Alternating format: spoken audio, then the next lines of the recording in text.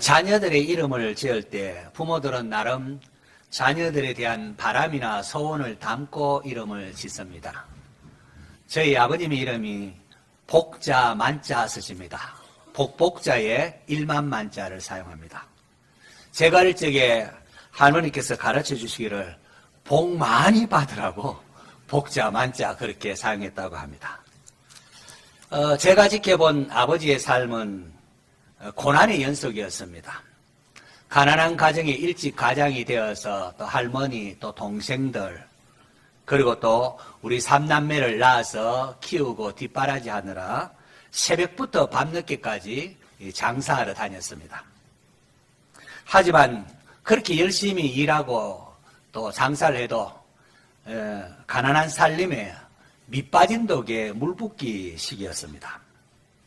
그러다가 교통사고를 내어서 또 어려움을 겪기도 했고 또 사업에 부도를 내어서 빚에 쪼달린 적도 있습니다. 제가 보기에는 참 지리도 복이 없구나 이런 마음이 들었습니다. 그런데 그 와중에도 우리 가정에는 복음이 일찍 들어왔습니다. 상할머니, 이제 정조할머니 때에 복음이 들어와서 온 가족이 함께 예수님을 믿게 되었습니다. 새벽부터 밤늦게까지 장사로 오가면서도 저희 아버님이 또 이렇게 새벽 기도는 빠짐없이 다녔습니다.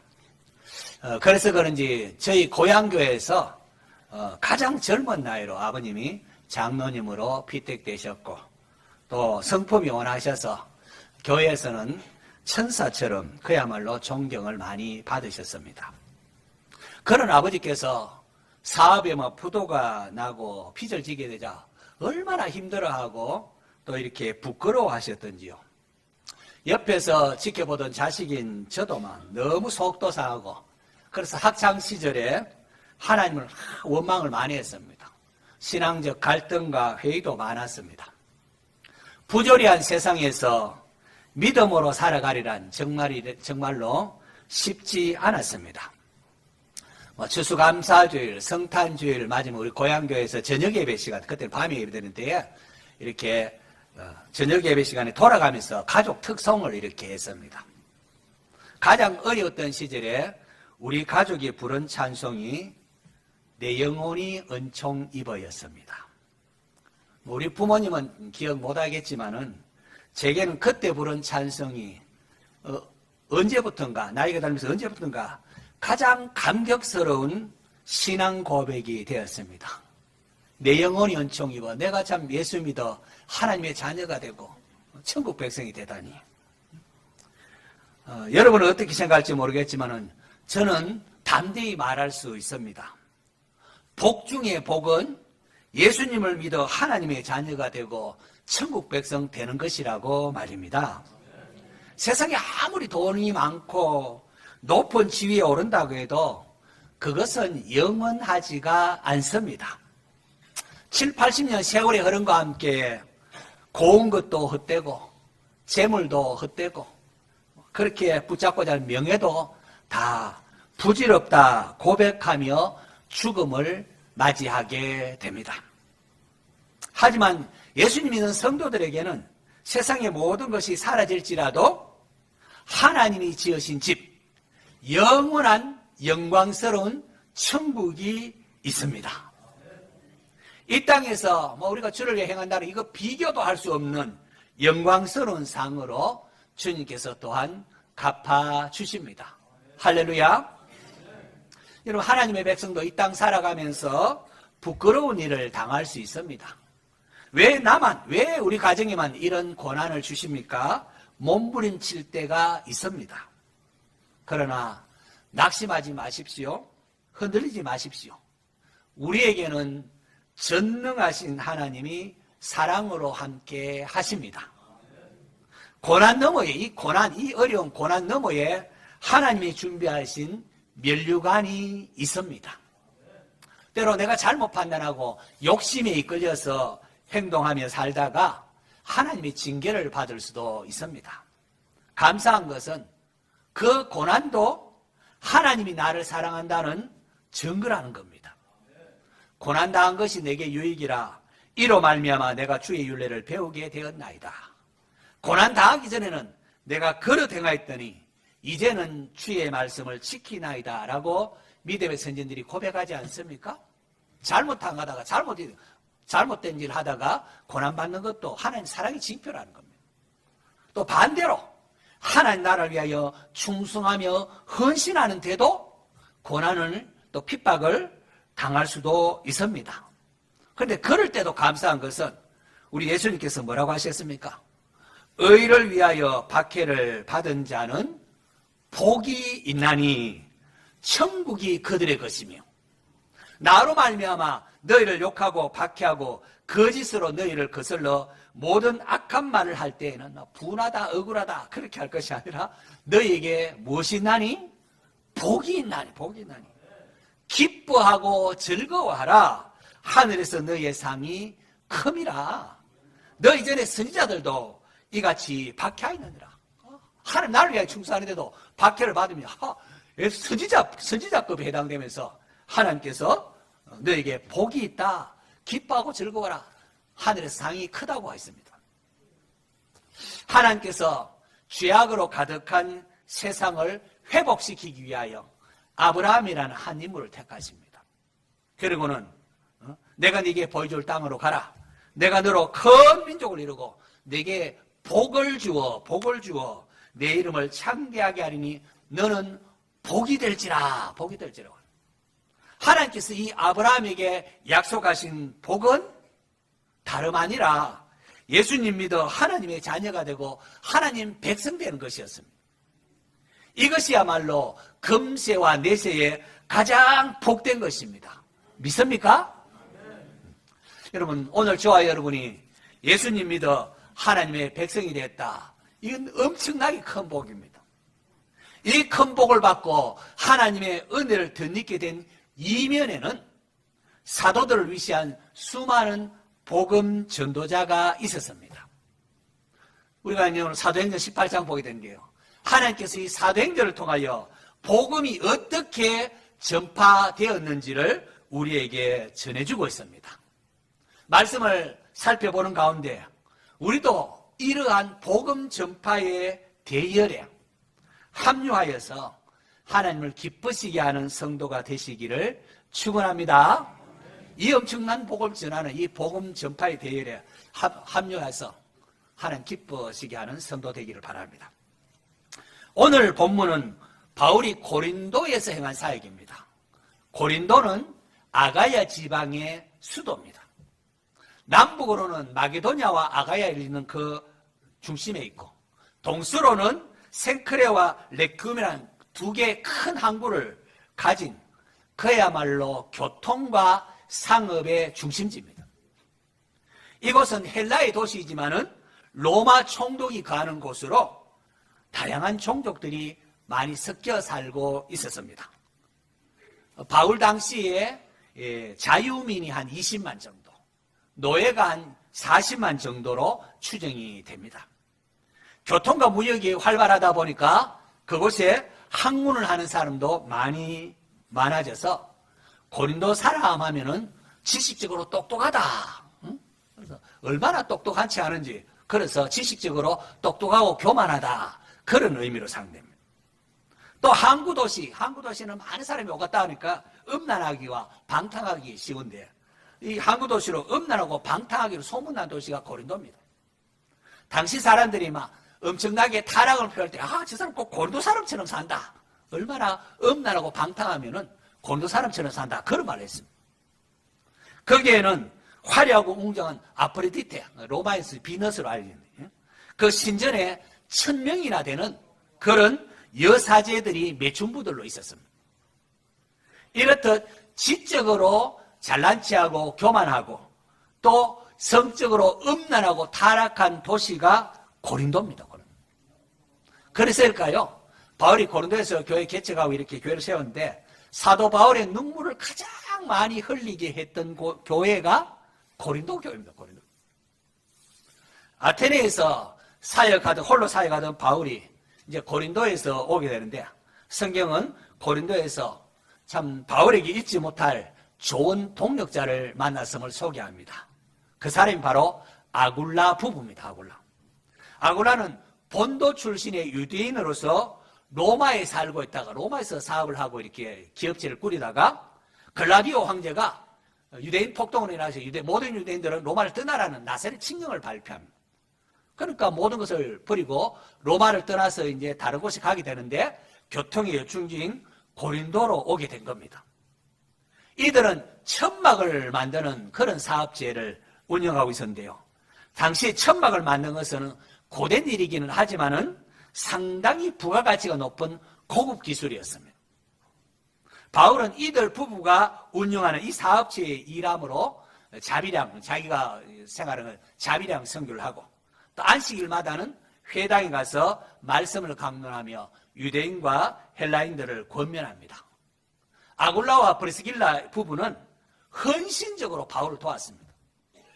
얼마나 헌신적으로 바울을 도왔던지 로마서 16장에 보면은 너희는 그리스도 예수 안에서 나의 동력자들인 브리스가와 아굴라에게 문안하라. 그들은 내 목숨을 위하여 자기들의 목까지도 내어놓았나니 나뿐 아니라 이방인의 모든 교회도 그들에게 감사하느니라. 얼마나 바울을 잘 섬기고 돕고 했던지 바울을 위해서는 자기 목이라도 내어놓고 나아가서 이방의 모든 교회도 그들의 헌신에 보면서 감사했다고 했습니다. 이런 바울의 사역 이면에는 자기 목숨까지도 내어놓는 훌륭한 동력자들이 있음을 눈여겨보셔야 합니다.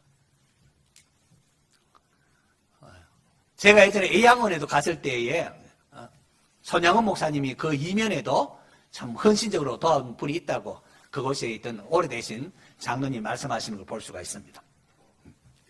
이후에 바울이 고린도를 떠나서 에베소로 거쳐서 이렇게 안디옥으로 가는데 에베소로 갈 때도 이 아굴라 부부가 바울을 돕기 함께 에베소까지 따라갑니다. 그리고 바울은 안디옥 교회로 자기를 파송교회로 돌아갈 때에 이 브리스길라 아굴라를 에베소로 남게 하는데 그들은 그곳에 있으면서 아볼로를 만나서 아볼로에게 예수 그리스도를 전합니다. 이 아볼로는 헬라 문명에 아주 요충지를 할 수 있는 알렉산드리아의 출신으로서 유대인 성경학자입니다. 아주 성경에 박학다시 가신 사람이 아볼로입니다. 당시에 복음이 유대에서 헬라로 퍼져나가는 전 세계로 퍼져나갈 때 아주 준비된 인물이 아볼로였습니다. 이 아볼로에게 브리스길라 아굴라가 복음을 전함으로 아볼로가 큰 사역을 하도록 하는 것을 볼 수가 있습니다. 그리고 바울이 보면 바울은 태어날 때부터 로마 시민권자고 게다가 바리새인 중에 바리새인으로 가말리엘 문해생으로 당대 최고의 학문을 공부한 사람입니다. 또 디모데를 보면은 어머니는 믿는 유대 여자고 아버지는 헬라인입니다. 이런 게 무엇을 말하는가 하면은 유대와 헬라를 이어질 준비된 인물이 아볼로, 바울, 디모데였다는 겁니다. 그래서 저는 바울과 디모데, 아볼로 이렇게 보면서 하나님께서는 그 시대에 준비된 인물을 귀하게 사용하는 것을 볼 수가 있습니다. 기성세대된 우리의 자녀들이 이 시대의 하나님 나라 앞에 귀하게 사용되기 위해서는 그들을 잘 준비시킬 사명이 우리에게 있다는 겁니다. 우리가 건축한 이 그레이스 센터도 바로 이러한 사명을 감당하는 일에 잘 사용되어 줄 수 있도록 여러분 계속해서 기도해 주시기를 부탁합니다. 고린도에서 사역하면서 바울은 굉장히 혼란스러웠습니다. 이렇게 많이 배웠다고 지적으로 똑똑하다고 교만한 사람들, 저렇게 성적으로 음란한 사람들, 이들에게 복음 전하는 것이 무슨 의미가 있는가? 저들이 제대로 복음을 받아들이기는 할 것인가?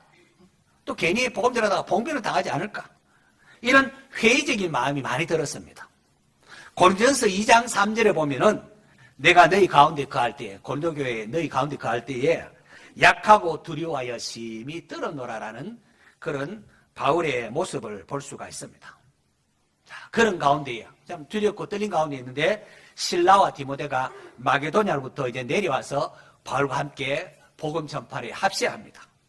이때 바울이 얼마나 힘이 나든지요. 오늘 본문 18장 5절을 보면은 실라와 디모데가 마게도냐로부터 내려오며 바울이 하나님의 말씀에 붙잡혀서 유대인들에게 예수는 그리스도라 밝히 증언하니라고 했습니다.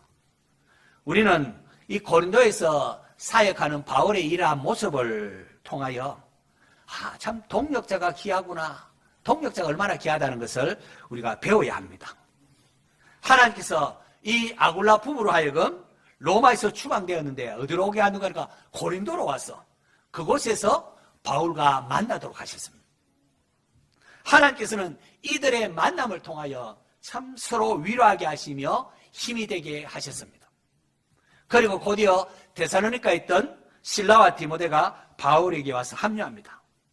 당시 바울은 데살로니가인의 핍박을 피해서, 데살로니가에 있는 유대인들이 막 바울 핍박하는 그 피해서 베리아로 해서 또 거기도 막 데살로니가에 있는 사람 또 쫓아와서 괴롭히니까 아테네로 해서 지금 고린도로 와 있지 않습니까?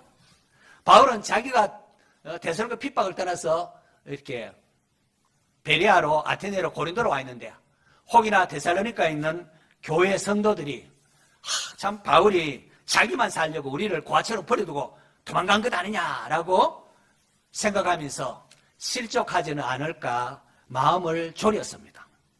그런데 실라와 디모데가 와서는 데살로니가에 있는 성도들이 믿음을, 바울이 전한 복음 가지고 믿음을 잘 지키고 있고 바울에 대하여 좋게 생각하고 바울을 보고 싶어하며 그리워한다고 소식을 전해준 겁니다.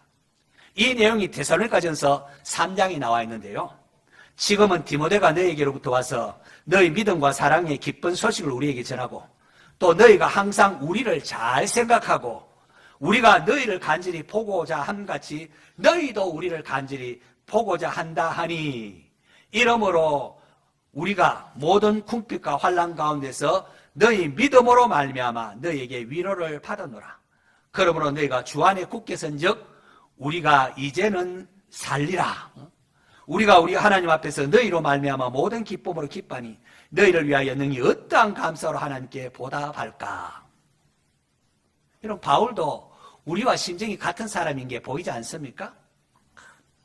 바울이 참 데살로니가에 핍박을 피해서 왔을 때 혹시나 데살로니가 교인들이 자기에 대하여 지만 살려고 도망갔다고 우리를 과같이 버렸다고 오해를 하지 않을까 막 마음 졸이고 그렇게 있었는데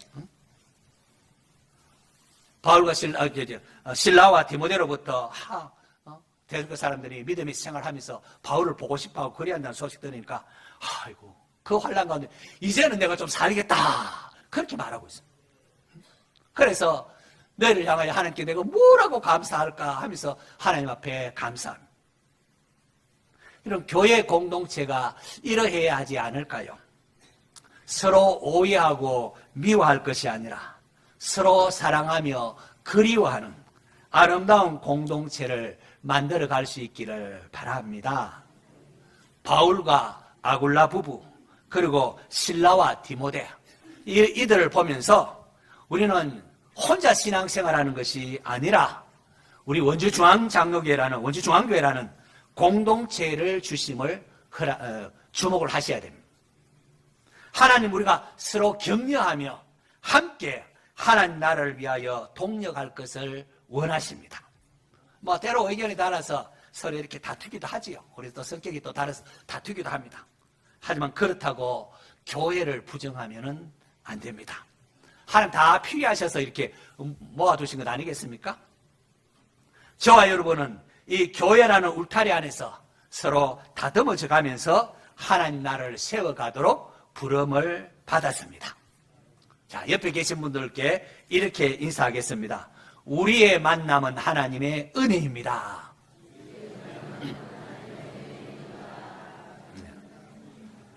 정말로 그렇습니다, 여러분. 우리가 만나게 하신 것 하나님의 은혜십니다. 은혜입니다.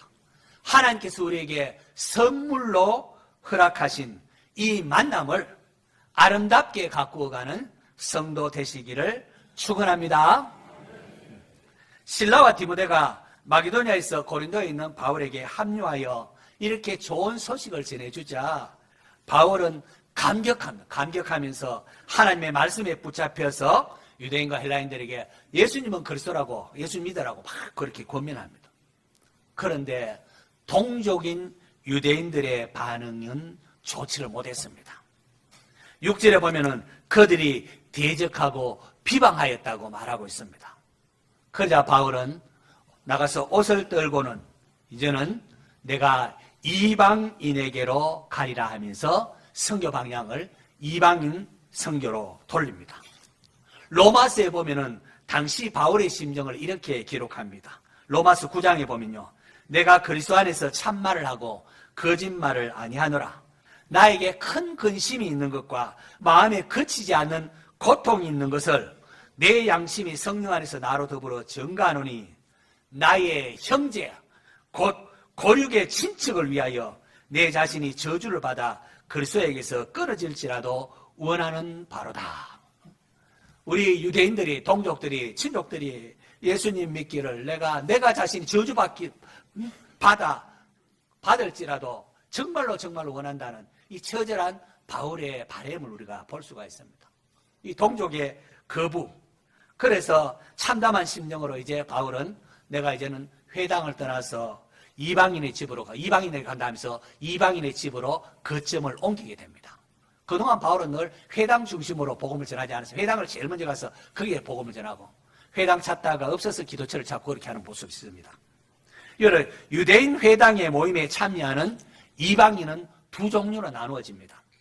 하나는 유대인처럼 할례를 받아서 완전히 유대인으로 기화를 해서 회당 예배에 참석하는 이방인들이 있고요. 또 다른 하나는 할례를 행하지 않으면서 율법의 가르침에 귀를 기울이며 그 가르침을 배우고자 하는 사람들입니다. 이러한 사람들을 하나님을 경외하는 자, 하나님을 경외하는 사람. 성경에서 하나님을 경외하는 이방인 누구 할 때는 이런 의미로 사용하는 겁니다. 그냥 하나님 경외하는 게 아니고요. 회당 예배에 할례는 받지 않지만은 회당 예배에 참석하지 하나님의 가르침을, 율법의 가르침을 배우고자 하는 사람을 하나님을 경외하는 자라 그렇게 말합니다. 대부분의 이방인들이 회당 모임 참석한 사람은 대부분은 할례 받고 행한 사람은 거의 없고 아주 극소수고 대부분은 후자입니다. 할례는 받지 않고 이방인으로 있으면서 율법의 가르침을 배우고자 왔던 사람들이 대부분입니다. 사도행전 10장이 나오는 백부장 고넬료를 일컬어서 하나님을 경외하는 자라라고 했을 때는 바로 이 후자, 회당 예배에 참석한 할례는 받지 않지만은 회당 예배에 참석했던 사람, 이 백부장 고넬료라는 거죠. 바울은 동족 유대인을 사랑하여 어디를 가든지 먼저 회당에서 복음을 전합니다. 하지만 유대인들이 반대함으로 인하여 이제는 고린도에서 회당을 떠나서 하나님을 경외하는 이방인 디도 유스도의 집을 거점으로 이렇게 복음을 이제 거점으로 삼고 복음을 전하는데요. 그런데 회당 바로 옆이었습니다. 그 와중에 회당장 그리스도, 유대인들은 반대한데 회당장인 그리스도와 그의 가족은 회심을 하였습니다. 그런 중에 밤에 주님께서 환상 가운데에 바울에게 말씀합니다. 그게 18장 9절 10절, 우리 9절 10절을 한 목소리로 함께 읽어볼까요? 같이 읽습니다. 시작. 밤에 주께서 환상 가운데에 바울에게 말씀하시되 두려워하지 말며 침묵하지 말고 말하라. 내가 너와 함께 있음에 어떤 사람도 너를 대적하여 해롭게 할 자가 없을 것이니 이는 이 성중에 내 백성이 많음이라 하시더라. 밤에 환상 가운데 바울에게 두려워하지 말고 침묵하지 말고 말하라.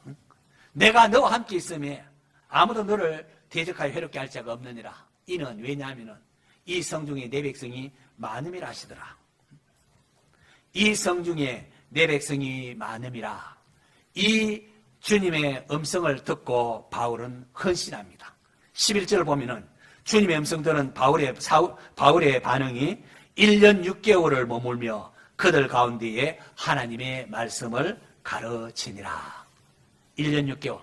지금까지 바울이 사역하면서 1년 6개월 그렇게 오래 사역한 곳은 없습니다. 추후에 에베소에서는 2년 3개월, 3년 가까이 있지만은 지금까지는 그런 적이 한 번도 없어요. 1년 6개월간 고린도에서 이렇게 사역을 합니다.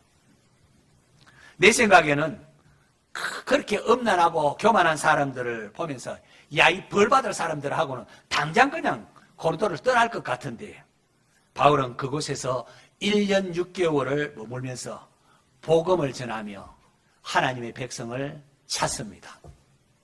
오늘 설교 제목이 뭐지요? 두리번 합시다 라고 정했는데 이 제목이 무엇을 의미하는지 아시겠습니까? 내 주위에 하나님께서 찾기 원하는 사람은 없는가 살펴보는 겁니다. 내가 속한 가정, 친척 가운데에 하나님께서 찾기 원하는 사람 없는가? 내가 속한 직장에서 하나님 찾고 계시는 하나님의 백성은 없는지 두리번 하는 성도가 되시기를 바랍니다. 예수님의 공생애 가운데에 또 이 우리에 들지 아니하는 다른 양들도 내게 있어서 내가 그들도 인도하여야 할 터인데 라고 했습니다. 바울은 당시 고린도에서 우리에 들지 않았던 주님의 양들을 찾아서 두리번 했다는 겁니다. 예수님께서 흩어진 하나님의 자녀를 모아 하나 되게 하기 위하여 죽을 것이라고 예언을 하셨는데 바울은 이곳 고린도에서 바로 그러한 하나님의 말씀이 이루어지는 일에 쓰임을 받습니다. 지금 고린도에는 2차 전도여행인데요. 나중에 3차 전도여행할 때에 이 고린도에서 바울은 성경의 다이아몬드를 할 수 있는 로마서를 이 고린도에서 기록을 합니다. 이렇게 해서 세계의 중심지를 걷는 로마에 불같은 하나님의 말씀을 선포하게 되는 것을 또한 볼 수가 있습니다. 예수님께서 바울에게 고린도의 사역을 명하시며 약속한 게 있습니다. 9절 하반절을 보면 두려워하지 말며 침묵하지 말고 말하라 하고 10절에 내가 너와 함께 있음에 내가 너와 함께 있음에 어떤 사람도 너를 대적하여 해롭게 할 자가 없을 것이니 이는 이 성중에 내 백성이 많음이라. 내가 너와 함께 있음에 여기를 주목하셔야 됩니다.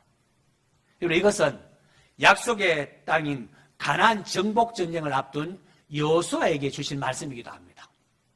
그 가나안에 여러 족속들이 있는데 이 여호수아가 두려워할 때 두려워하지 말고 담대하라. 내가 너와 함께하겠다. 내가 모세와 함께하는 것처럼 너와 함께하겠다. 여호수아에게 주신 말씀과 동일한 말씀입니다. 아울러 이 말씀은 모든 민족의 모든 믿음의 선조들에게 주신 말씀이기도 합니다. 혈혈단신 형 에서를 피하여 바다아람을 가던 야곱에게도 내가 너와 함께하겠다라고 말씀하셨고 당대의 권력자인 바로에게 이스라엘 백성을 구원하도록 파송받은 당시의 목자였던 모세에게도 내가 무엇인데 그 바로에 가겠습니까? 내가 너와 함께하겠다 주님 말씀하셨습니다. 그리고 또한 예수님께서 부활하신 제자들에게 복음 전하라고 대위임 명령을 주시면서도 하신 말씀이 세상 끝까지 내가 너와 항상 함께 있겠다라고 하신 말씀이기도 합니다. 오늘 믿는 모든 성도를 향한 주님의 말씀이기도 한 것입니다. 내가 너와 함께 하겠다는 이 하나님의 약속, 이 주님의 약속, 이것보다 더 좋은 것이 어디 있겠습니까, 여러분? 사도 바울은 훗날 로마서를 기록하면서 만일 하나님이 우리를 위하시면은 누가 우리를 대적하리요? 라고 외치는 것을 볼 수가 있습니다. 환난이나 핍박 가운데서도 하나님이 함께 하시면은 능히 이길 수가 있습니다. 오늘 저와 여러분에게 이 임마누엘의 신앙이 있기를 축원합니다. 과연 이 교만하고 음란한 도시에서 내가 무엇을 할 수 있단 말인가? 두려워 떨고 있었던 바울에게 내가 너와 함께 하겠다고 하신 우리 주님, 오늘 저와 여러분과도 함께하고 계십니다. 성도 여러분, 이 성중에 타락해 보이고 교만해 보이는 이 성중에 내 백성이 많음이라, 바로 이것은 바울의 깊은 마음속에 들려주신 주님의 음성이었습니다. 이 말씀이 바울로 하여금 고린도를 새로운 시각으로 보게 했고 1년 6개월을 머무르면서 복음을 전하게 했습니다. 너무나 음란하고 교만했던 도시인 고린도에서 바울은 이 주님의 음성, 이 성중에 내 백성이 많다는 그 주님의 말씀을 부여잡고 사명을 감당한 것입니다. 저는 이 음성이 우리에게도 들리기를 원합니다. 오늘 저와 여러분은 무엇을 위하여 살아가고 어디를 향하여 달려가고 있습니까? 오늘 저와 여러분은 어떠한 주님의 음성 듣기를 원하십니까? 돈을 많이 벌게 해줄 것이다. 높은 지위에 오를 것이다. 건강할 것이다. 여러분, 이런 음성만 듣고 이러한 것에만 관심이 있지는 않습니까? 그런 복도 귀하지요. 귀하죠. 귀하고 좋지만은 더 크고 중요한 복이 있습니다. 이 성중에 내 백성이 많음이라고 하는 하나님의 마음이 우리에게 진짜 복 중에 복인 이것을 주길 원하시는 하나님의 마음이 오늘 본문을 통하여 오늘 설교를 통하여 저와 여러분에게 전달되었으면 합니다. 온 천하보다 귀한 영혼을 구하는 일이야말로 하나님께서 가장 기뻐하시는 일입니다. 이것을 위하여 독생자를 내어주셨고 예수님께서 자기의 피로 우리의 죄를 대신하신 것 아니겠습니까? 복 중의 복은 예수님을 믿어 하나님의 자녀가 되고 하나님의 백성이 되는 것입니다. 이 사실을 놓치지 않는 성도 되시기를 바랍니다. 하나님께서 우리를 만나게 하신 것은 바로 이러한 일에 우리가 서로 위로하고 하나 되고 동력하기를 바라기 때문일 것입니다.